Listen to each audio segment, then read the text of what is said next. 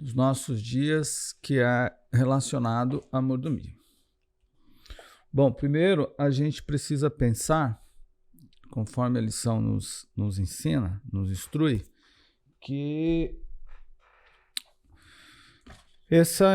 esse tema é um tema bíblico e está relacionado a quê? Quando se fala de mordomia, do que nós estamos falando?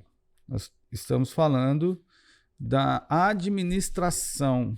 Você pensa no mordomo, quando você fala de mordomia, você pensa no mordomo, e como mordomo, você visualiza, você tem a ideia da administração de bens, que é o que o mordomo faz. O mordomo administra bem do seu senhor, né, do seu patrão, enfim, depende de como é chamado. Todo mundo tem a ideia do mordomo de uma família, né? Por exemplo, na novela, no filme, em diversos... A ideia de mordomo é esse. E de mordomia, não, mas não é pejorativo no sentido de... não, mordomia não no sentido pejorativo, como o Michel abordou aí agora, e causou estranheza porque as pessoas acham assim, isso aí é muita mordomia. Né? Isso aí que está acontecendo com esse rapaz aí, é muita mordomia. Então a gente precisa ter em mente que essa não é a ideia pejorativa de mordomia. Né? Mordomia, quando a gente fala de mordomia bíblica, estamos falando de uma pessoa, ser humano, que Deus colocou nessa terra para administrar os bens que são concedidos pelo Senhor. Esse é o sentido de mordomia cristã. Então, por exemplo, a minha casa, o meu carro, o meu trabalho, minha saúde, meu conhecimento, tudo isso está dentro do contexto de mordomia cristã. Com base em que fundamento bíblico, com base em que texto bíblico, quais pontos bíblicos essa doutrina da mordomia cristã está fundamentada? Veja, Deus colocou Adão no Éden para administrar, né? Plante, cuide, dê nome aos animais. Isso era mordomia. Os bens, ele podia usufruir, usar, comer, beber, né? Ele podia plantar, trabalhar e tudo mais, mas os bens foram dados pelo Senhor. Né? Então, a mordomia está atrelada à forma como eu administro os bens que o Senhor nos deu. Ok? Então, vamos lá. Ficou claro aí, Michel? Antes de começar, eu já teria que fazer essa exposição mesmo, né? Entende? Então, esse é o sentido da palavra mordomia. Partindo disso, a gente tem que fazer uma pequena observação em algumas coisas. Em nossos dias, a questão financeira tem sido muito explorada por alguns pastores e por algumas igrejas. Tem uns errinhos aqui, depois eu vou corrigir. E aí, os erros distorcidos, demasiado, por exemplo, ocasionam escândalos, né? Então, você vê inúmeros escândalos envolvendo financeiros. Por exemplo, vou citar alguns, né? A gente teve grandes escândalos financeiros envolvendo grandes pastores que foram presos, né? Outros presos por causa de evasão de divisas, né? Outros presos porque outros investigados, né? Pela Polícia Federal, por posse excessiva, declaração de posse, riquezas e tudo mais. Bom, igrejas sendo processadas também por isso, né? Por conta desses usos e desses abusos financeiros existente que ocorre, né? E principalmente por conta dessa forma de arrecadação financeira que é utilizada por muitas igrejas para recuperar atrair os bens, né, do povo. Mas a gente precisa pensar em algo, por exemplo.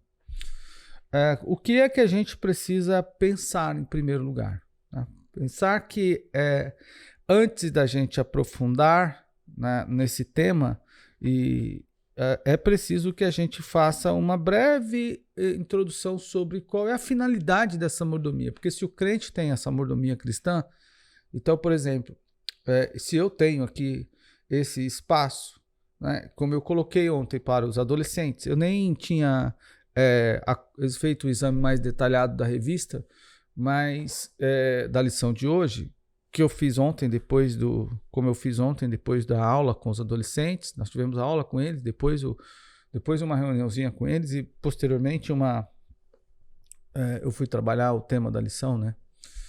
Então eu falei para eles ontem assim, vejam,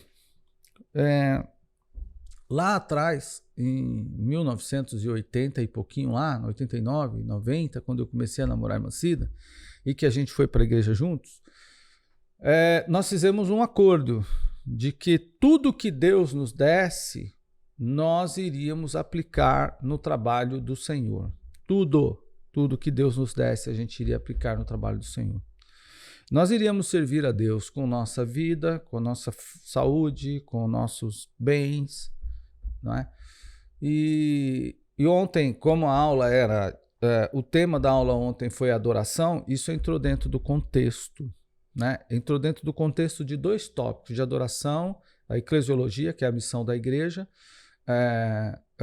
esse era o tema, né? A missão da igreja, e a missão da igreja são 3, adorar, edificar e evangelizar, e então dentro do campo de adorar e edificar, se enquadra isso que eu estou falando para vocês, entre outras coisas que a gente citou, né? Ontem demonstrei para eles que a gente não adora a Deus só cantando. Cantar é uma das formas, pregar é outra das formas, mas tem muitas outras formas da gente servir a Deus, né? A nossa vida, a nossa saúde.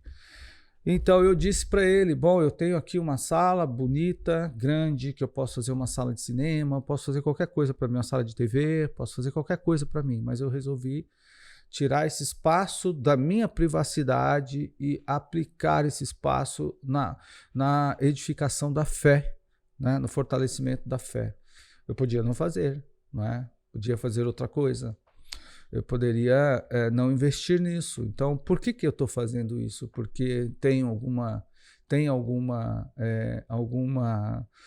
receita em troca? Claro que não. Mas eu e a irmã Cida fizemos um acordo de servir a Deus com o nosso bem. Então, separamos uma parte da nossa casa para receber irmãos, para compartilhar nossos estudos, para proporcionar esse ambiente de troca, que eu acho que de fortalecimento na fé, que eu acho que tem sido importante para muitos irmãos, não é?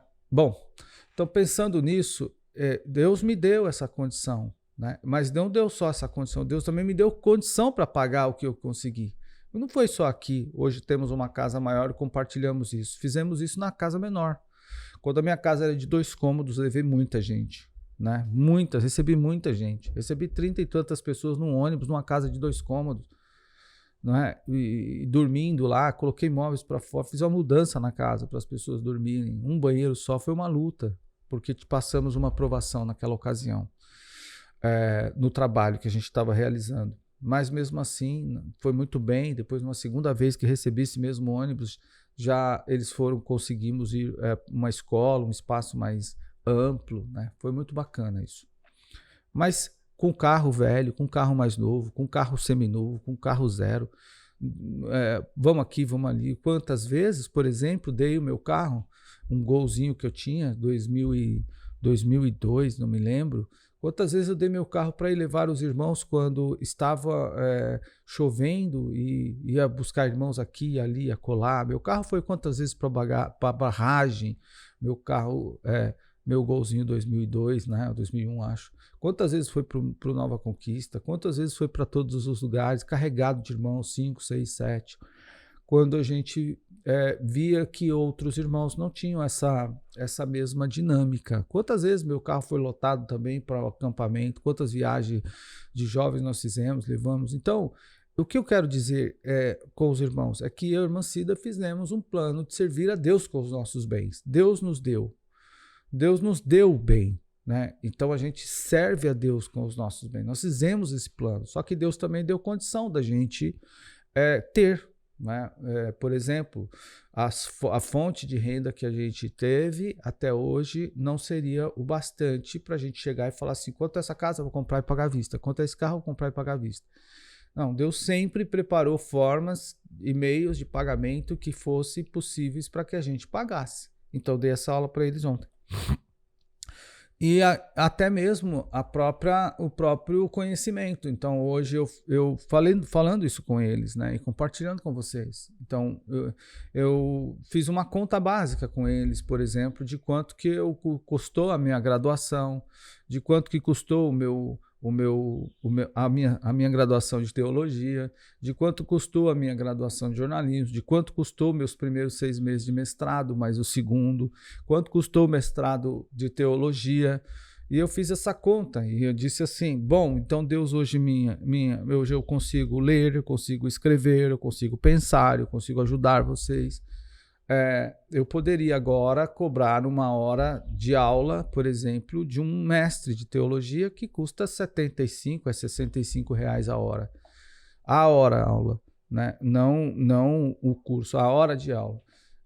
Mas eu estou compartilhando com vocês. E por que é que estou compartilhando com vocês? Porque Deus me deu condição de fazer isso. Isso é mordomia. Eu estou administrando um bem que o Senhor me deu. Deus me deu esse bem, Deus me deu essa condição, Deus me deu esse recurso, então eu estou compartilhando com os meus irmãos, não é? E é isso que a gente tem que perceber. Aí, se a gente tem como pessoa, a igreja também tem. Se eu vivo a mordomia do Senhor, a igreja também vive a mordomia. Porque se Deus me deu recurso, a mim como pessoa, minha irmã Cida, mas e a igreja como instituição? Deus também deu? Deu. Deus também dá. Deus dá condições dos irmãos ofertarem, dos irmãos dizimarem, dos irmãos contribuírem na cesta básica, inclusive da gente socorrer os nossos próprios irmãos. O socorro da igreja. Então, nós não temos condições de fazer isso hoje. De forma nenhuma teríamos. Nós podemos fazer socorros pequenos, por exemplo, como pagar uma conta de luz de um irmão que a conta cortou, a energia cortou, a água cortou, não é? Socorrer um irmão a gente tem, mas existem igrejas que, como, por exemplo, visita o irmão, né, um membro da família da igreja que está em situação deplorável, ele vai lá e constrói uma casa. A igreja de Belém, por exemplo. A igreja de Belém, que é uma mega igreja, maravilhosa igreja, grande, né? Amazonas, eles estão todos naquela região norte do país. Eles construíram mais de 100 casas para aqueles irmãos, né, que não têm como morar, perderam tudo e foram parar na rua, aqueles irmãos. Então a igreja comprou terrenos e construiu casas. Eu agora participei de uma ação lá em Pernambuco, eu participei de uma ação e participamos como igreja também, de uma oferta para construir uma casa para uma irmã que tem 92 anos, que estava sendo despejada da casa dela e mora sozinha. Então eu mandei uma oferta minha, mandei uma em nome minha, da irmã Cida, e mandei uma oferta em nome da igreja. E os irmãos lá construíram a casa em uma questão de 3, 4 meses, construíram uma casinha. O nome da irmã é Clemilda, e foi uma ação super fantástica. Foi agora, no início do mês. Então, isso é mordomia. Mas a igreja também socorre os irmãos com cesta básica, socorre os irmãos, como eu já falei, com parte das suas ofertas e da sua renda. Então, às vezes o irmão não tem condição de ir para o emprego, ela não tem entrevista. Quantos irmãos não têm dinheiro para fazer a entrevista? Não é? E hoje que está virtual, acaba tendo um pouco de dificuldade. Às vezes o irmão não tem internet, então a gente acaba proporcionando, pagando a passagem. A igreja faz isso, irmãos, há 20 anos, não é? Que nós estamos em São Paulo. Então, isso é mordomia da igreja, né? Recebemos um salão lá, por exemplo, tem ação social dos médicos, isso é mordomia, a igreja servindo a comunidade, servindo o seu povo, né? Compartilhando seus bens, né? Então, isso é importante. E também o recurso financeiro, né? Que é super importante. Então, isso tudo faz parte da administração do bem que Deus nos deu. né? Eu tenho, para mim, por exemplo, acho que a igreja, eu gostaria, por exemplo, de fazer como fez um pastor na igreja dele.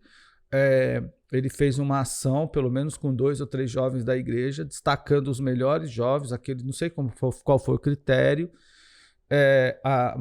A igreja também ele construiu um templo de quase 100 mil reais, né, de quase 50 milhões de reais em 6 meses, né? É uma grande igreja, mas ele fez uma ação entre os irmãos e destacou alguns jovens lá que selecionou 3 ou 4 jovens, ou 2 ou 3, eu não me lembro, e esses 2 ou 3 jovens, a igreja financiou o curso, os estudos dele no exterior. Então, isso é mordomia da igreja, né? A igreja vai investindo e ela socorre os necessitados e apoia os demais. Mas cada igreja faz isso de acordo com a sua condição, sua saúde financeira, não é? E isso é conforme os irmãos vão crescendo e financeiramente, porque a igreja vai crescendo financeiramente. Essa semana eu tive uma conversa com a nossa irmã, por exemplo, né? E como eu falei para vocês, que a gente começou a negociação lá do templo.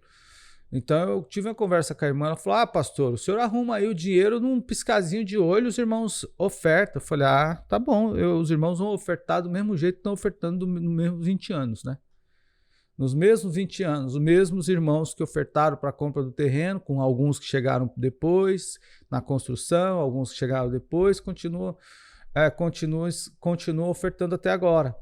Mas o que eu disse à irmã, falei: irmã, não sou pastor de um dia só em que a gente arranca o couro dos irmãos, um dia só, arranca o pelo, arranca o leite, arranca a lã, degola a ovelha e no outro dia devolve a ovelha morta e destruída para a sociedade.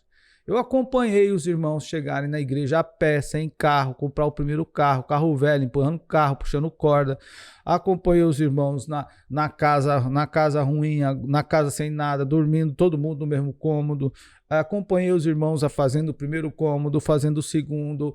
Acompanhei os irmãos fazendo a primeira reforma, comprando seu primeiro sofá, fazendo sua primeira casa. Participei da casa de muitos irmãos quando dividiram a casa e me chamaram para ver: pastor, agora o filho vai para essa, o outro vai para aquela, o outro vem para aquela. Irmão, eu estou há 20 anos acompanhando. Então hoje eu chego na igreja, tem 5, tem 6, tem 7, tem 8. Papelão na janela, irmãos tampando a casa com papelão, né? A janela que não tinha. Acompanhei tudo isso. Hoje você vai na casa de um irmão, esse irmão que está lá com uma casinha mais bonita, mais arrumada, esse mesmo irmão esteve comigo lá atrás, ele continua e é o mesmo que vem ofertando desde lá. Então eu não posso degolar esse irmão. Falei: irmão, eu quero que você me venda a sua casa, me dê o seu carro, faça uma doação de fé, arrebenta com a sua vida financeira, e aí dê tudo pra gente, e amanhã eu vou pôr esse irmão aonde? Eu não tenho outro, eu não faço um outro tipo de trabalho como muitos fazem. Muitas igrejas fazem isso. Venda seu carro, venda sua casa, venda o seu patrimônio, venda sua meia, venda seu tênis, venda tudo, dê oferta, dê o seu dízimo, dê o seu, como é o nome? Seu 13º, dê o 13º de 2000 até 2030, saque a poupança, quebre o cofrinho da criança e deixa a pessoa sem nada. Há igrejas que fazem esse tipo de trabalho. Não é o meu método, não é o nosso método. Nosso método é diferente. Bom, então, por conta disso, existem muitas distorções. E a primeira das distorções é que o dízimo e a oferta, que são os patrimônios que Deus nos deu, porque é isso que a gente pode dar para Deus, né? Isso dói no nosso bolso, se a gente for avarento. Mas se a gente for alegre, não dói. A gente sente falta em algum momento da vida, por quê?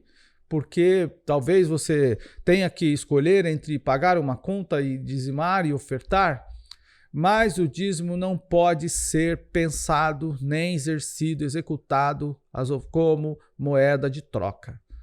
Não é uma moeda de troca. Ofertar e dizimar para nós não pode ser uma barganha.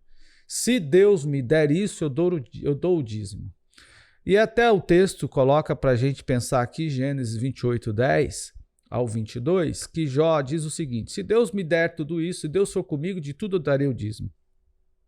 Mas uma leitura mais acurada disso, inclusive a partindo do hebraico, o texto diz o seguinte: não é só isso, né? Ou seja, não é só se Deus for comigo, mas é sim como Deus é comigo, darei o dízimo. Mudou a frase, mudou a sentença. O texto no original, lá no hebraico, nos dá o sentido que Jacó estava dizendo assim: como Deus é comigo, eu vou dar o dízimo. Não se Deus for comigo, eu darei o dízimo. Como se Deus não for, eu não darei o dízimo.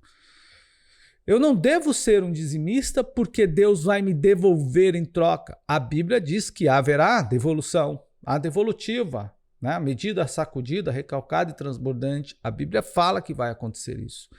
Mas não é por essa razão que eu devo, inclusive, ser um dizimista. Eu devo ser um dizimista por gratidão, porque o Senhor colocou na minha vida, me deu condições de ter. E eu preciso administrar. Ser um dizimista e um ofertante está no campo da administração, irmãos. Esse não é um problema de Deus, esse é um problema meu. Eu é que preciso administrar bem. Se eu pegar qualquer alimento e comer todo de uma vez só, no outro dia é capaz de eu não ter. Se eu não tiver recurso para comprar no outro dia, eu posso ficar sem.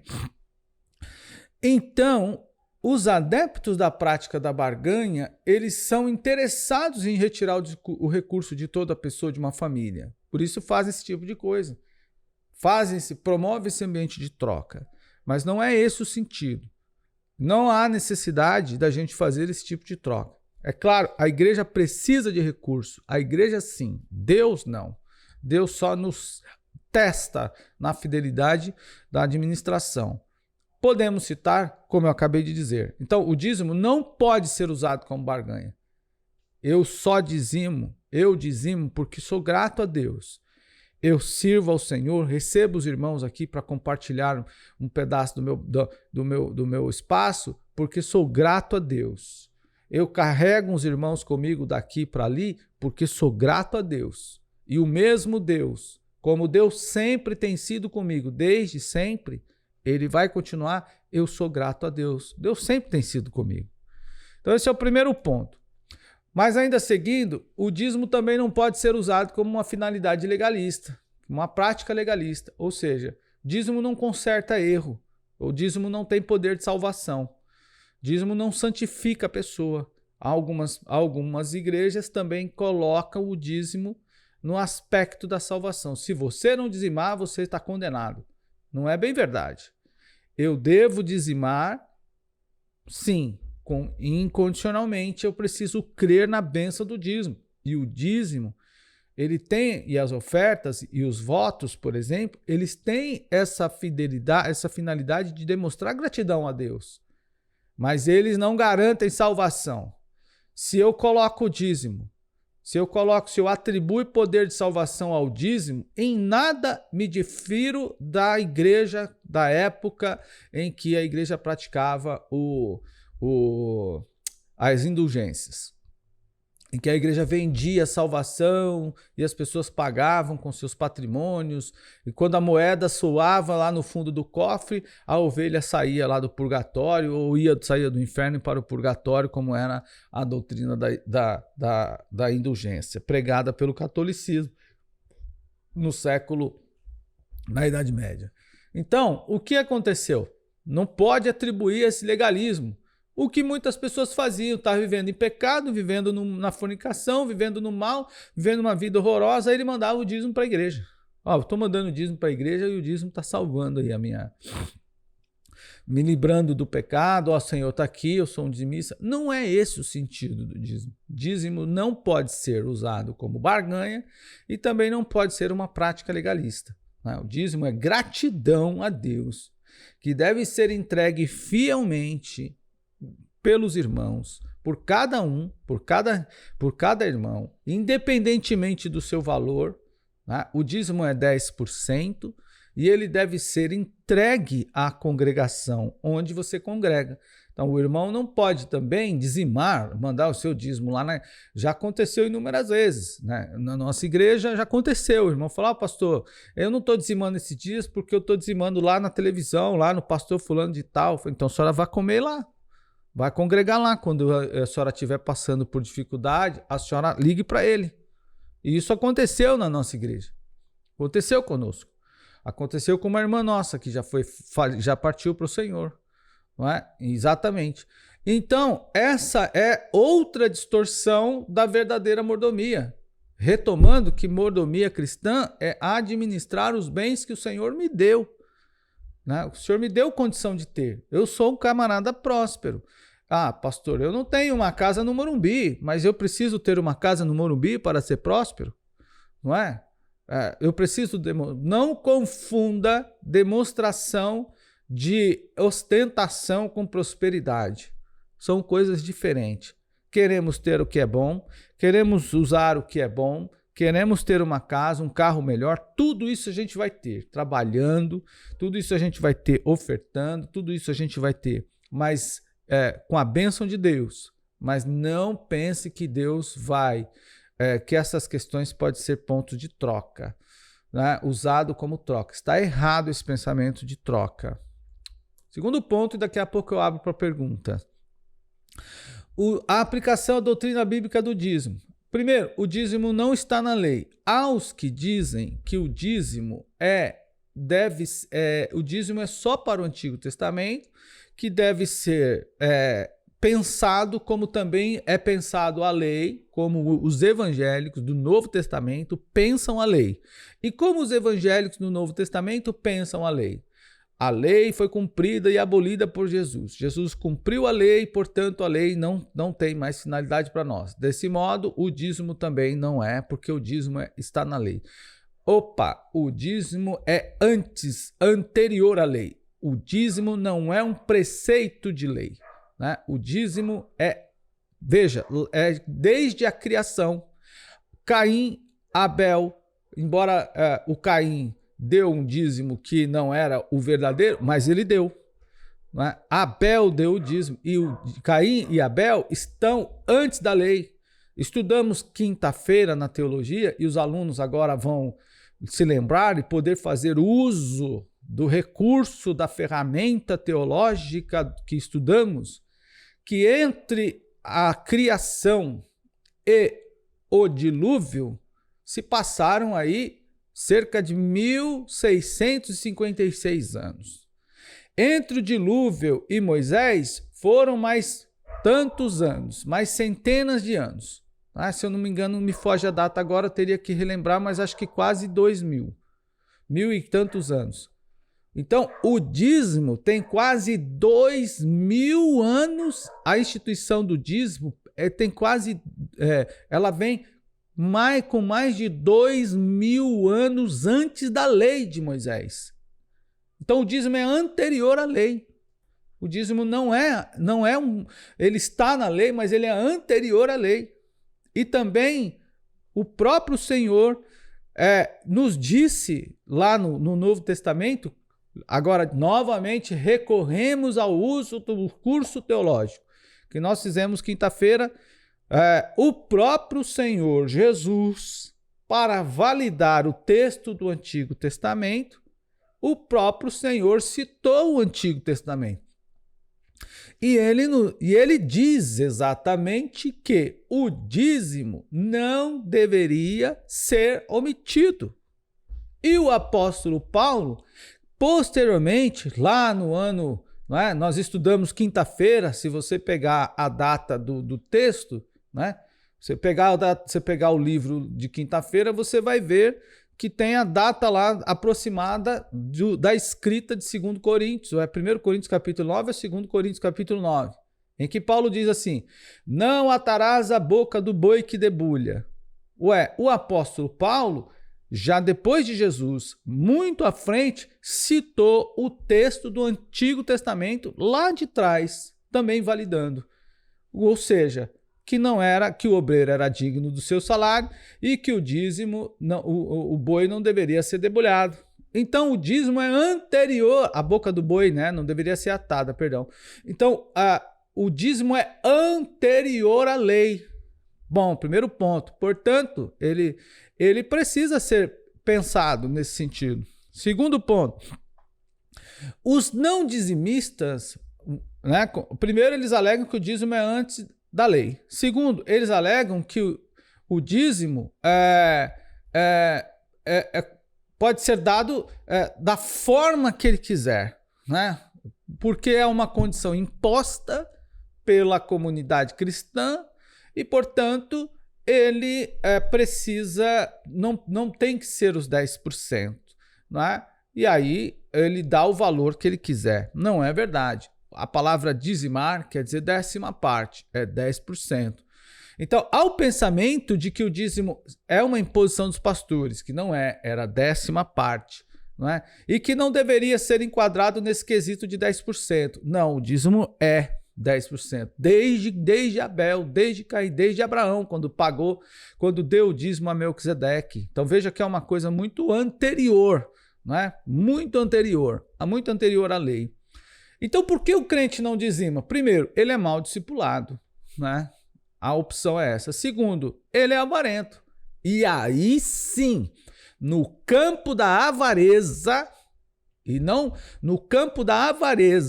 a pessoa pode não ser dizimista porque ele é mal discipulado, a pessoa pode não ser dizimista porque ele não tem um emprego, não é? Ele não tem recurso, então ele dizima do quê? Mas ele em termos de financeiro. Mas a pessoa pode não ser dizimista porque ele é avarento. E nesse terceiro tópico, a avareza é sim um ponto que pode levar a pessoa ao abismo, porque a Bíblia condena a avareza. Aí é outra questão, mas não é a ausência do dízimo, e sim a valorização ou a prática da avareza. Então a gente precisa pensar de forma diferente. Como isso tem que ver? Então, irmão, o dízimo, nós temos que vencer a avareza. Então, quando eu dizimo, eu oferto ao Senhor, né? Eu estou entregando ao Senhor parte daquilo, devolvendo parte daquilo que o mesmo Senhor me deu. Né? E eu estou vencendo, inclusive, a mim mesmo. Vencendo a própria avareza que quer tomar conta da minha vida. Então, Paulo instruiu a igreja de Corinto que o dízimo deve ser dado para o sustento do obreiro. Por exemplo, eu tenho um trauma, irmãos. Ontem, lendo o texto, eu falei assim, eu não consigo viver isso. Eu, particularmente, não consigo viver isso. Eu precisaria viver isso. O pastor, ele cita aqui no livro de apoio dele que ele deixou um belíssimo de um emprego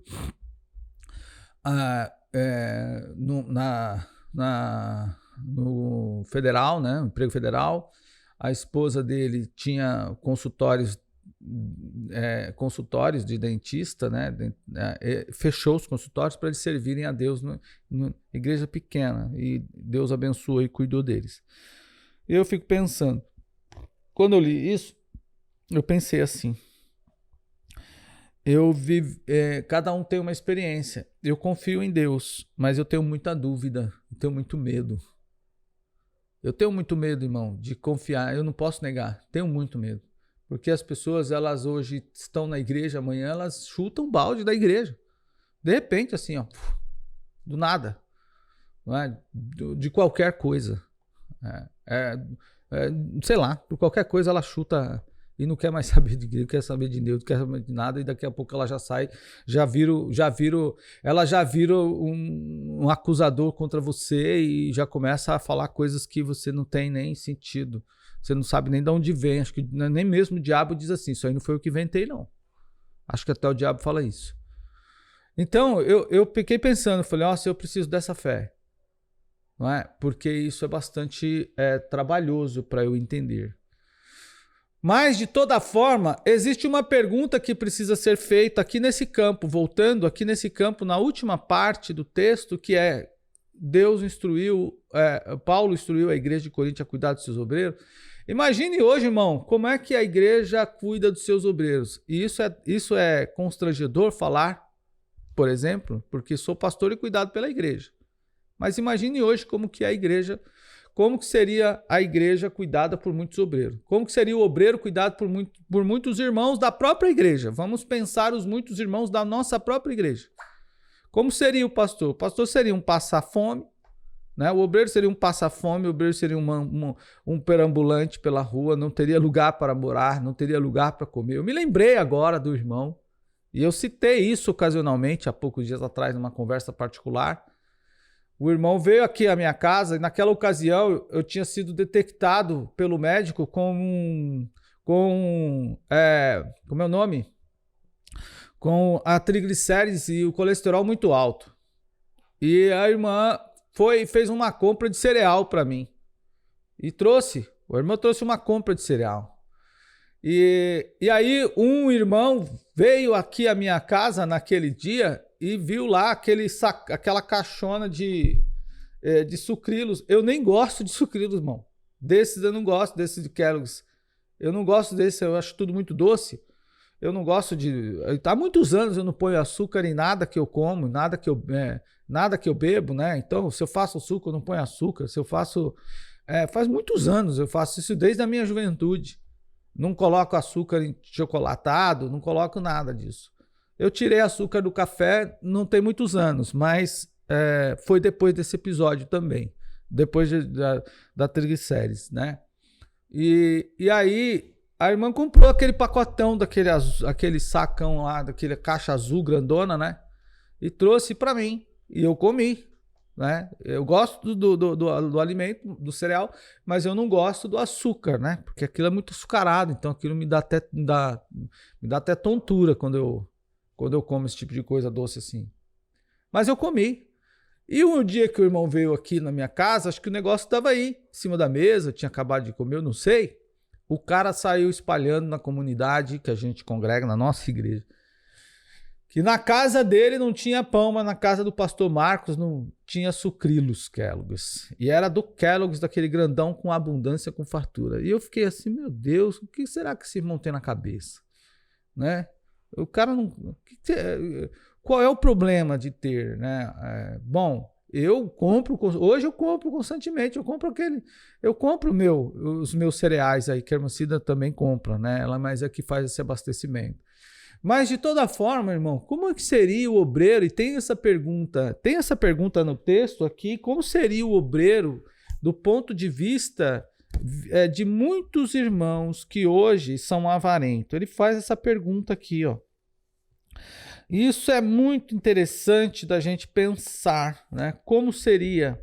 Essa é uma pergunta super interessante para a gente pensar. E eu vou ler apenas na íntegra aqui para vocês, né? Porque esses irmãos avarentos e barganheiros e tudo mais, né? Eles acabam querendo destruir, sei lá, como é que eles querem que o pastor viva, né? Eu não sei como é que é. Eu gostaria de pensar, mas eu vou passar essa pergunta para vocês, porque eu acho que isso é importante vocês também pensarem. Eu marquei aqui na lição em que ele faz esse comentário, né? Sobre o cuidado, por exemplo, né? Sobre o cuidado que a igreja precisa ter com os seus obreiros. Então ele faz a seguinte pergunta: como deveria ser os irmãos que vivem? Como deveria ser a vida de um pastor? Como deve ser a vida de um obreiro que é cuidado pela igreja, já que o dízimo tem a finalidade de ser, entre outras coisas, de cuidar, de zelar do obreiro do Senhor? Como deve ser a vida do obreiro que é cuidado por uma igreja em que os irmãos são dominados pelo espírito da avareza? Ele faz essa pergunta, né?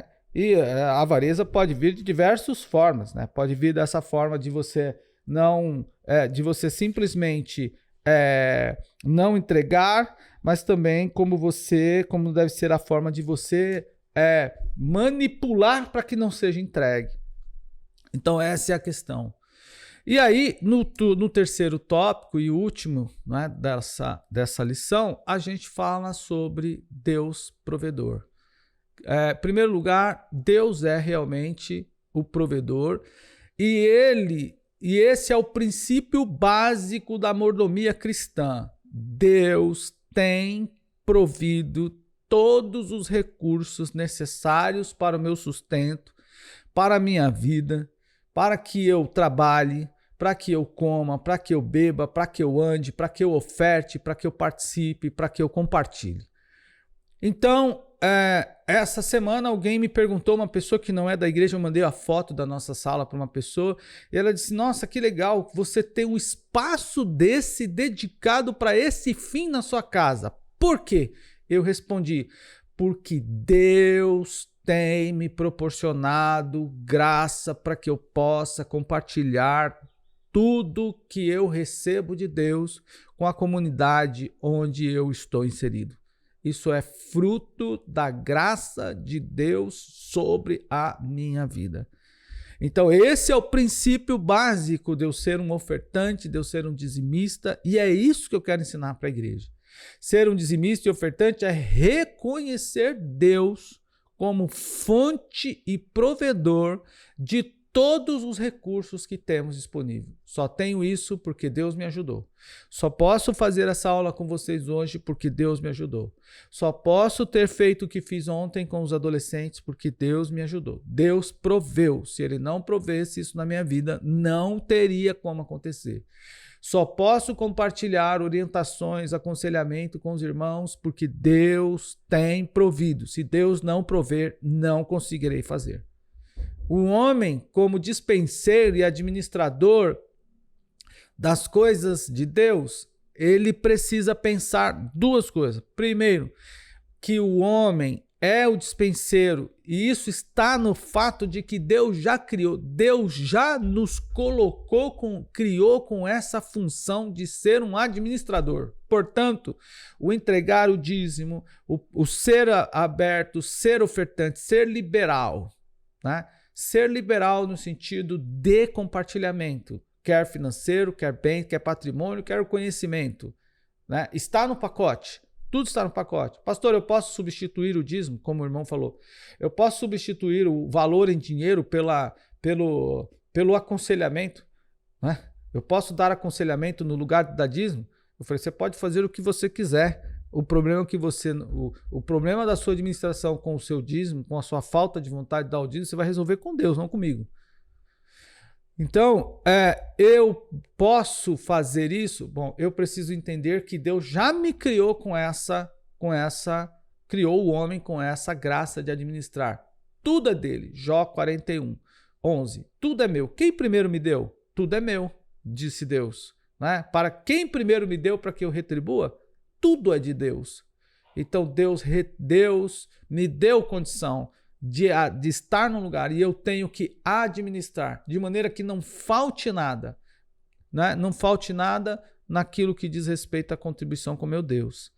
Então, e outra, dispenseiro não é dono, não é? Eu posso ter toda a riqueza do mundo e de repente eu não ter nada. Deus pode tirar tudo. Não é? Deus pode tirar tudo de mim. Eu posso não perder o patrimônio de hoje, mas posso perder a saúde amanhã. Lamentável e drasticamente, nós temos conhecimento de várias pessoas que passaram por isso, adquiriram tudo e morreram no dia seguinte. Não é? Então, não podemos ter isso fora do nosso pensamento. Qual? Deus me criou como um ser administrador da mordomia dele, dos bens, do patrimônio, do recurso, seja ele qual for. Segundo, eu sou dispenseiro de Deus. Tudo isso aqui está no meu nome, né? Como o seu está no seu nome. Mas quem nos deu isso, o dono disso tudo, no nosso entendimento, é Deus. No nome do ateu, não é. No nome, não é Deus. No nome do avarento, não é. Mas para aquele que é grato ao Senhor, é. O dono de tudo é Deus. Então, Deus nos deu condição de administrar tudo e nada melhor do que eu ser grato ao Deus do céu. E eu sou grato ao Deus do céu entregando o meu dízimo. Eu sou grato ao Deus do céu ofertando a minha vida. Eu sou grato ao Deus do céu compartilhando o meu tempo com os meus irmãos. Eu sou grato ao Senhor de todas as formas que é possível. Dessa maneira, eu demonstro a minha gratidão ao nosso Deus, ou ao Deus nosso Senhor.